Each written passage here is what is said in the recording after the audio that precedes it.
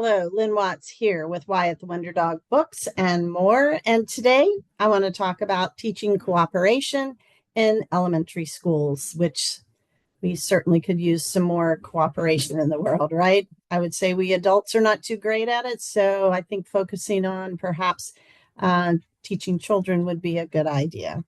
Before I go on with that, though, I do want to remind you to be sure and subscribe to this channel, because when you subscribe, it helps me get the word out, and even more people will be able to hear about the channel and also perhaps be cooperative. So let's talk about cooperation in the schools. And certainly a school is a perfect environment for teaching cooperation.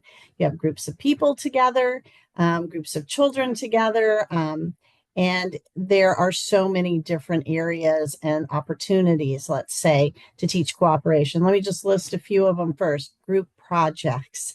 I think if you can group children together, give them a project to work on together, that is a great way to help them learn cooperation. Classroom jobs. Every classroom is a team of some sort. And so if everybody has a job to do and feels a part of the team and the success of the classroom as a whole, that is a great way to teach cooperation. During recess, I think this is a wonderful time to teach children how to cooperate when there isn't very much structure involved. And so perhaps identifying some areas where there might be problems, and discussing how would you cooperate, how would you figure out what to do in that situation. Recess can be a great time for children to practice being cooperative and working as a group or as a team. Partner work, so you don't have to have a whole group in order to teach cooperation. You can certainly do that by partnering students up, and there are many opportunities where they can partner up together and work on solving a problem, doing a worksheet together. Lots of different ways to cooperate and work together. And finally, there are lots of events that go on during the school year, and cooperation certainly should be highlighted during those. Field day comes to mind, or any kind of big assembly, or any kind of overall project that maybe the school is doing or focusing on. It can be a great opportunity to teach cooperation. So what are the benefits of cooperation? I think we all know that we should all be cooperative and get along better. But what are the benefits? One is that it improves our social skills.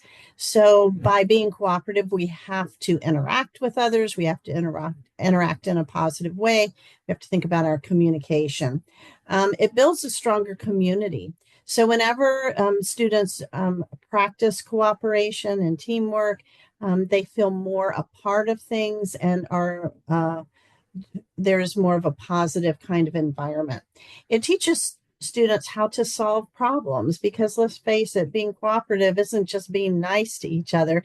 It's also figuring out, how do we solve a problem? How do we get along? How do we figure out what to do when we don't agree? So problem solving is another skill that it teaches. We do know that collaboration results in more academic success.